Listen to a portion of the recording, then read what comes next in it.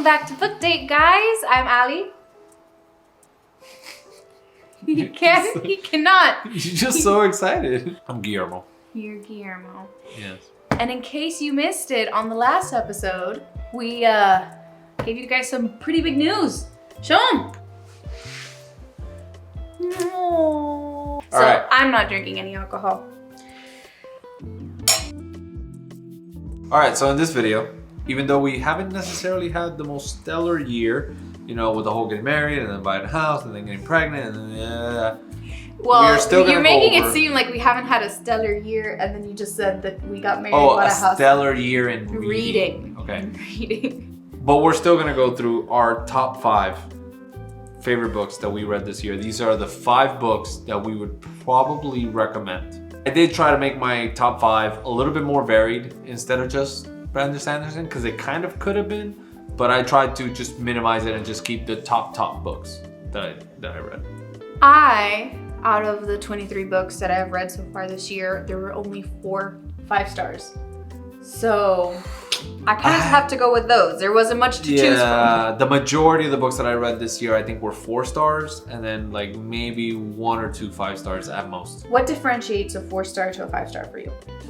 4 5-star, the 5-star you can remember a lot more about it 6 months later. I 100% agree. Just like a standout, perfect book. And like you no know notes. halfway through it, like you know halfway through reading that book that you're like, this is just different than the other ones. It makes you feel. Yeah. Makes you feel a type of way. And it makes you feel like you're watching a movie while you're reading it. Yeah, I 100% agree. The characters are top tier, and not just, you know, great characters, but actual real characters. Like, I need to relate to a character. I need to believe that their actions and what they're doing is based in like logic and reality. Mm-hmm. And that goes such a long way when I can actually be like, yeah, okay, no, that's something that I would do, or that sounds like something somebody would do, and not just crazy scenarios happening all the time with people acting completely out of character. I can't get on board with that. It's funny that one of the books that you're picking that I'm seeing right there on top of that stack is Crazy Rich Asians. Ha! I wouldn't expect that the majority of the characters in that book would be completely rational. Ha!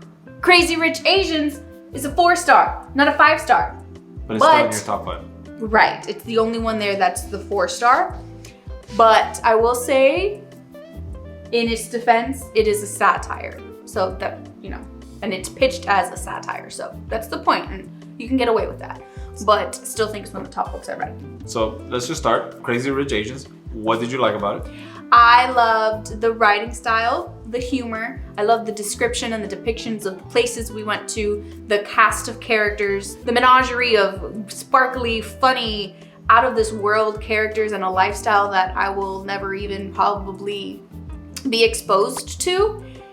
It was just such a fun escapism, just a really, really fun time. It was a beautiful love story at its core, a lot of, you know, family themes that I did love, and it was so much fun. I know I go into this series a lot more in one of our previous videos, which I'll link below, where we talked about what we read like the winter of 2023.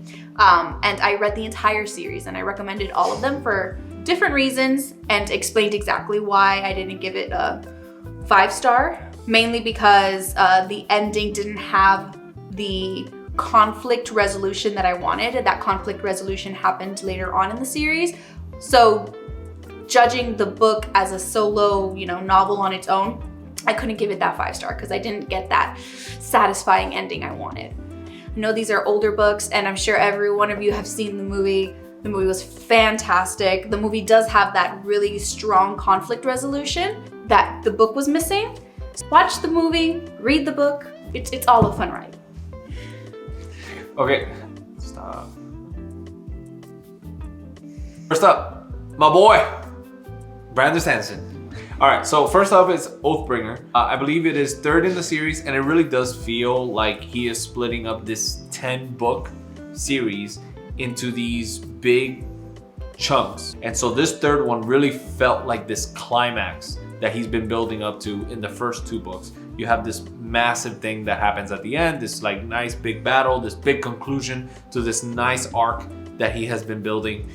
I would say that if Words of Radiance was a 10 out of 10, I think Oathbringer is around an 8 or a 9. But you read Radiance in last year. Last year, right. So would Oathbringer be the best Brandon Sanderson you read this year? No, I don't think so. So there's another Brandon Sanderson on this list? I think there's 2 more. Oh gosh.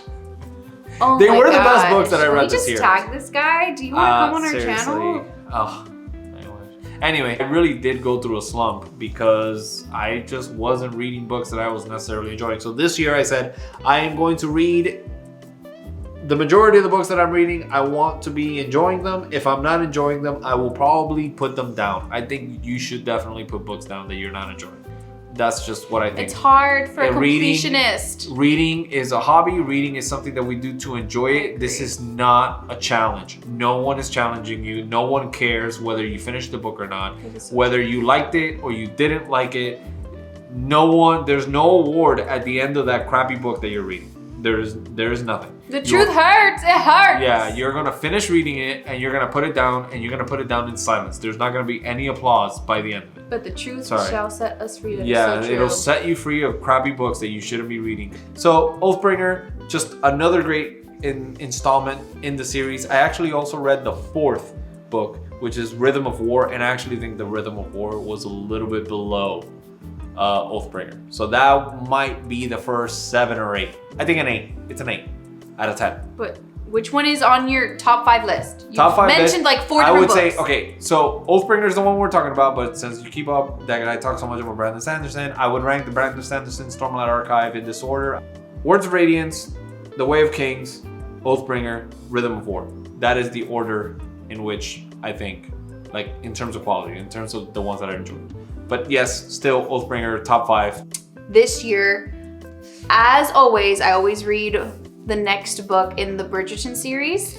And this year it was Colin and Penelope's story, Romancing Mr. Bridgerton. Basically read it right before the new season comes out on Netflix, so it's always really fun. Happened in the last Yeah. season, which I think should be called Damn Penelope. It was good! Yeah, it did not disappoint. It didn't disappoint at all. But I feel like this is the first true 5-star from the Bridgerton series. There was a lot more high stakes in this one since we are following Penelope, who, spoiler alert if you haven't watched the series on Netflix, she is Lady Whistledown. So it was kind of her story and her trying to keep it a secret. The love of her life that she's been in love with her whole life. He's starting to fall for her, and now they have to grapple with the fact that she is Lady Whistledown, and he finds out, and it's so good. And the romance in this one was super steamy, as a lot of us saw in the series. I think it was a little steamier than previous seasons and books, and it had the most character development of all the other Bridgerton novels, just because, you know, we've now followed these characters for a few novels at this point, so we've seen them already grow and we know a little more backstory on them. And these characters, Penelope and Colin, are just my favorites of the series, honestly. Penelope Featherington, she's fantastic, and she's a redhead, gosh darn it. She's fantastic.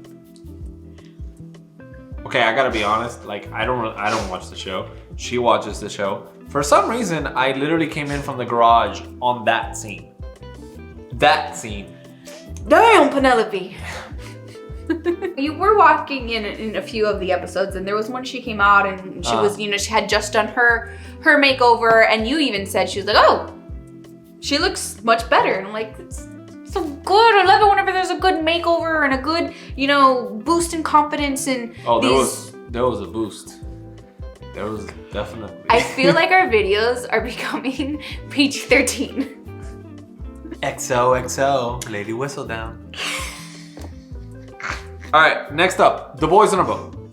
The Boys on a Boat. Basically, it is the story of the United States rowing team during the 38 Olympics that were actually held in Nazi Germany. It's a very inspiring story because the main character, you know, all the cards are stacked against him, and slowly but surely he works his way through all of them and overcoming each and every single obstacle that's put in his way, which obviously being the big crescendo at the end, going to the Olympics in Nazi Germany, and shock, yeah, they bring home the gold. It's based on a true story, so you could technically just go and look it up. Also, a lot of the books that I read early in the year that weren't Brandon Sanderson, they were pretty dark, a little bit grim.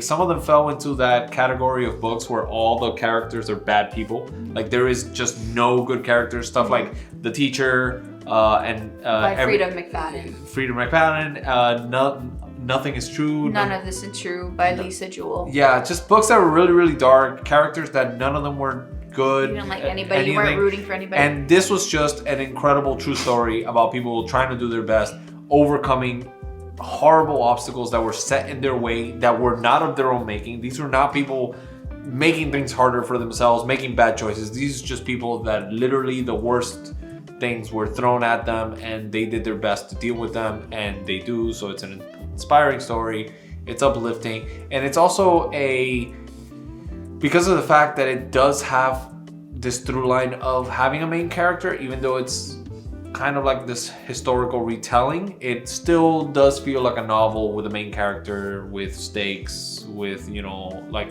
an arc and all of that. So which sometimes I kind of have to DNF books that are historical because they just lean too much into their historical nature. They and start sounding like a textbook. They just sound like a textbook, like a history textbook. You know, it's not enjoyable to read.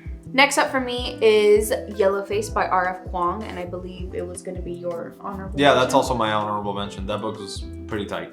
It was just such a concise, very short read that was perfection from the beginning to the end, which I so appreciate. There was not one page that I wasn't completely enthralled and intrigued to find out what was going on. It felt like that book was almost one continuous thought that started and ended.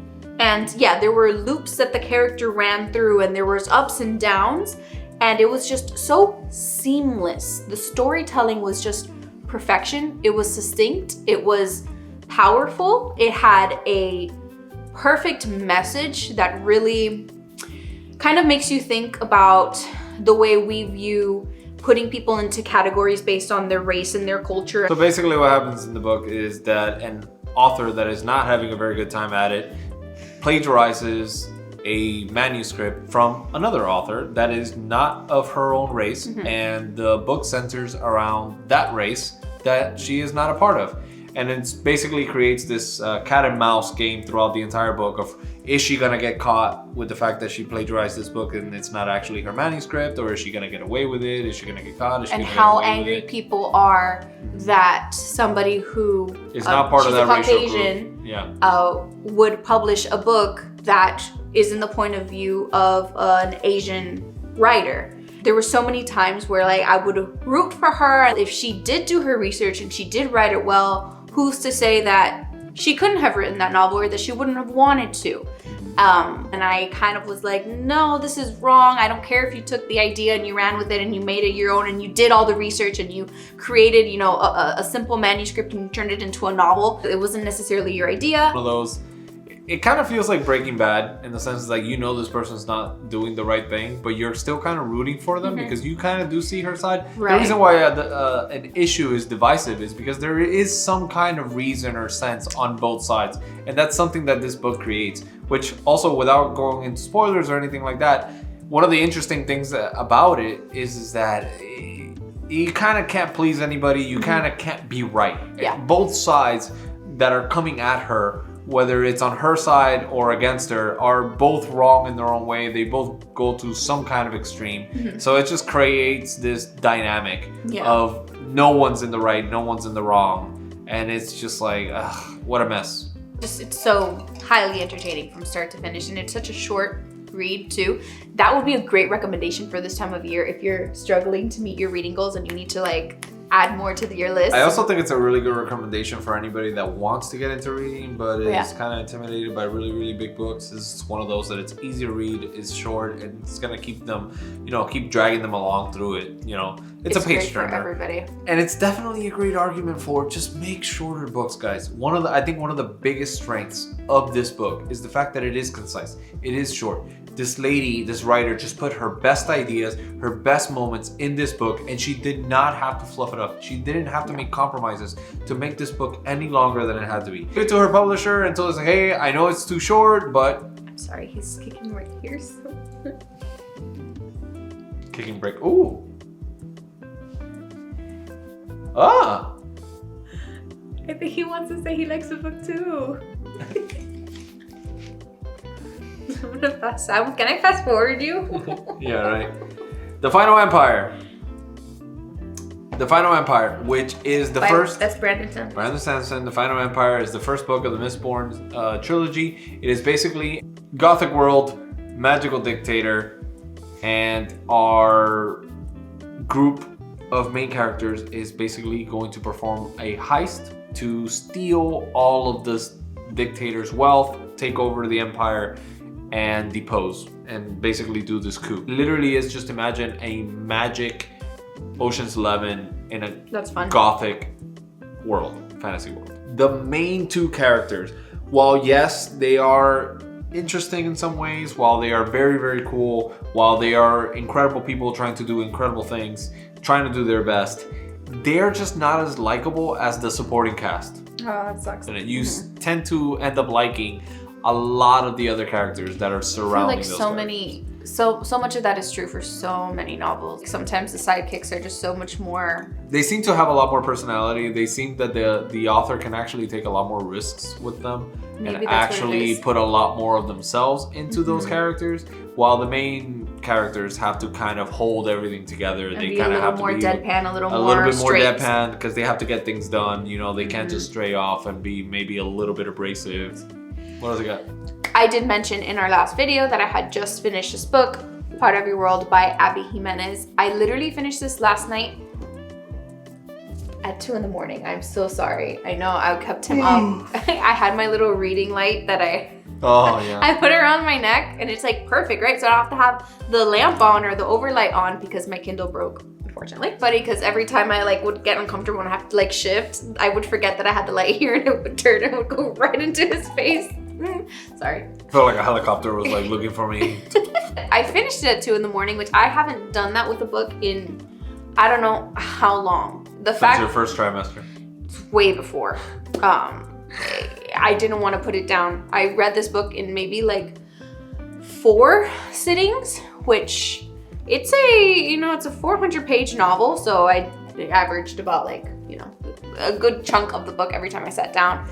And it just goes to show this author really knows how to tell a story, really knows how to drive characters and drive their motives. And it's a romance where the main character is from a very high society family where they're all surgeons and doctors, and there's this whole legacy in the family. So she, is a very well-to-do person from a well-to-do family, and she kind of gets stranded in a small town where the main love interest comes and saves her from her car being in a ditch type of thing. And he is, a down-to-earth carpenter, farmer guy, and they really hit it off. While that's the main drive for the romance in the novel, there's a lot of different themes in here as well. She's coming out of a emotionally abusive relationship, and she kind of recognizes in the small town that she's starting to spend so much time in, she's realizing how sheltered and how privileged she has been her whole life. And, spending time in this town where everyone is,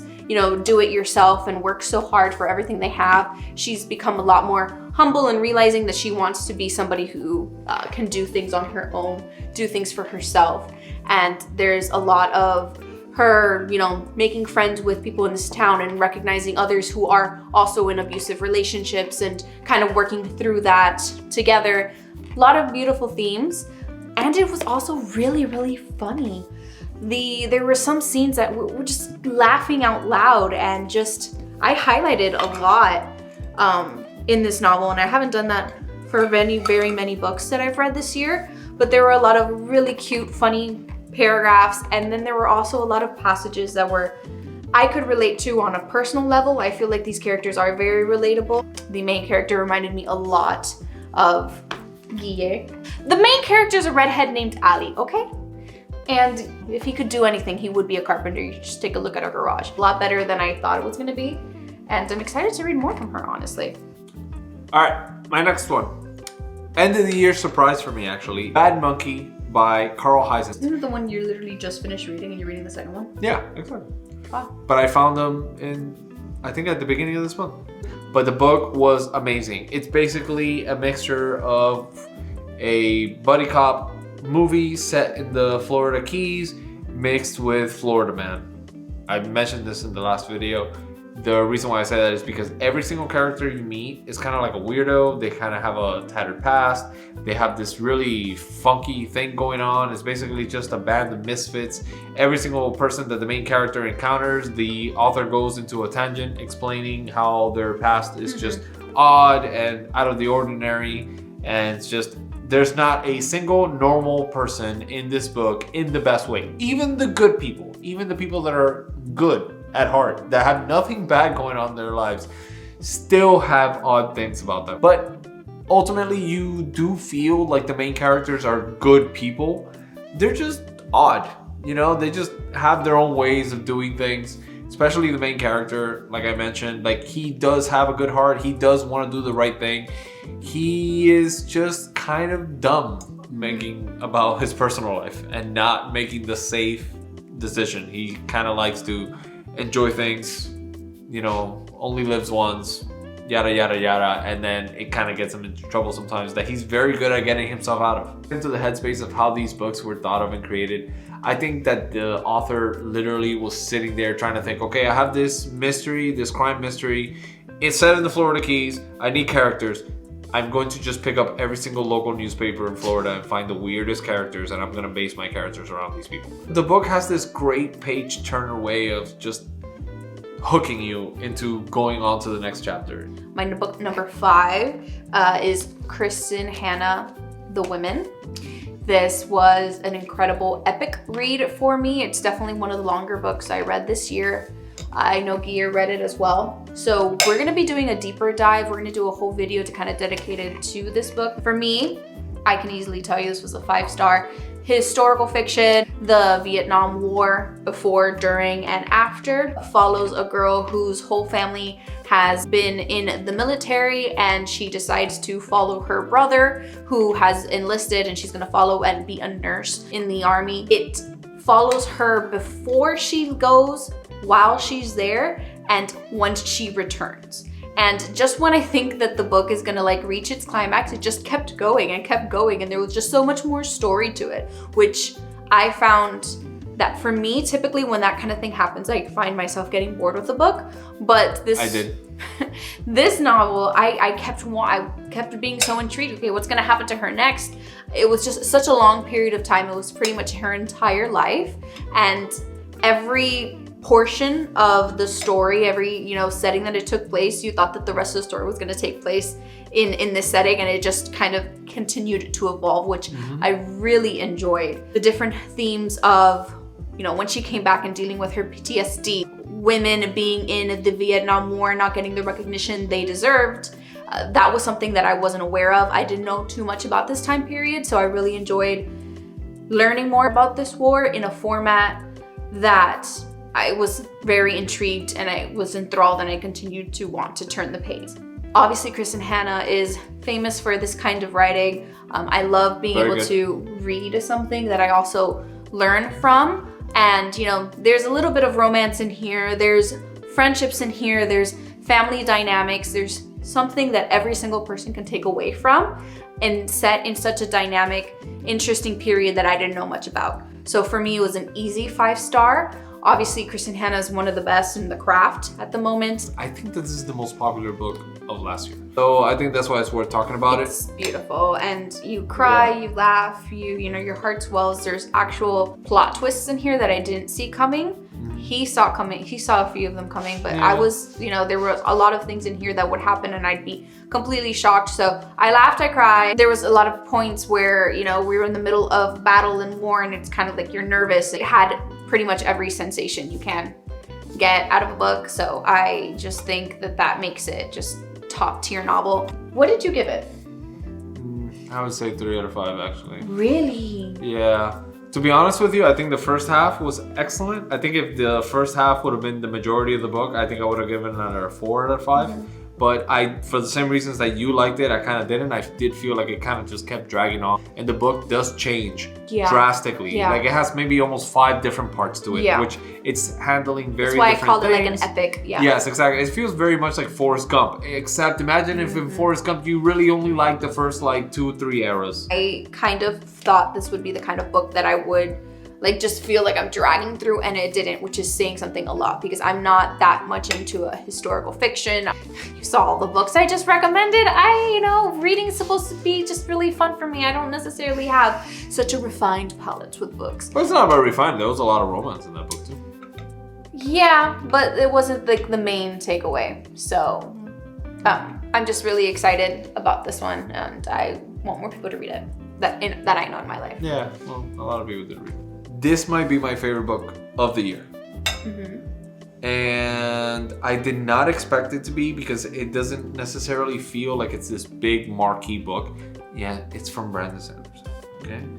But it shouldn't feel like it's one of his bigger books. But for some reason, I think it's one of the ones I've liked the most. I think it might be my second favorite book from him. And that's Alloy of Law, which is also in the Mistborn series. So the Mistborn series was just one of the first big ones that he wrote. Basically, the first 3 books takes place at a certain time period in this world, like in this gothic fantasy setting.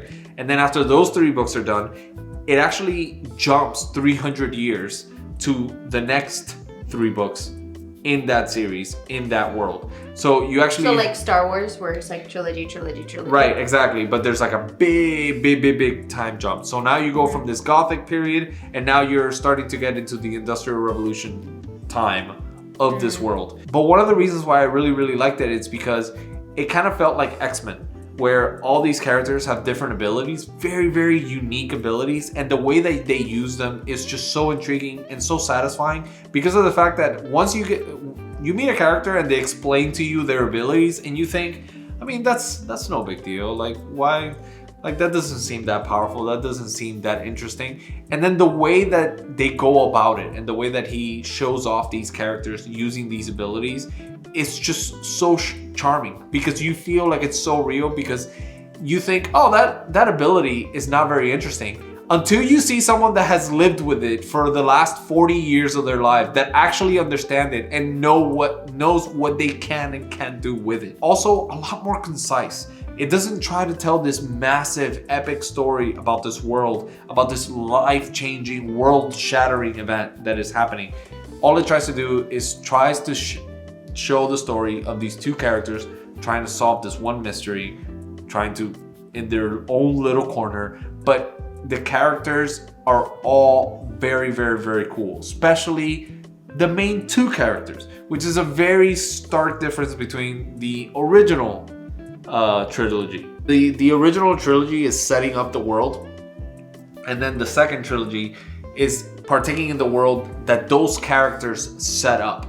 You know, like those characters that were in the original trilogy now are basically folklore, almost like the founding fathers for us here in the United States. Alloy of Law, I think it might be my second favorite Brandon Sanderson book, my last favorite book of the year. My last one is an honorable mention. This is We Were the Lucky Ones by Georgia Hunter. Beautiful true story based on true events of a family during the Holocaust. Lots of different characters here, a lot of siblings and parents that are all kind of separated during the entire time period of World War II and the Holocaust, and they are a Jewish family. So it's from the point of view of the different siblings and different parents and kind of what they go through and the different scenarios that they are put through and their just goal of trying to reunite. And it's just a beautiful story with a lot of insight into what it was like to moving through different countries and different areas, trying to secure your freedom, trying to, survive this awful period. Really happy that this year I've kind of dived into a lot of these stories where, we're given a peek into what it was like in that time. It's now a series on Hulu with Joey King. I've started watching it. It's also really, really good. Thank you for watching. Hopefully you check out some of those books. See you on the next book date. Mine's nothing else. Mine too, it's okay. I wasn't drinking alcohol anyway.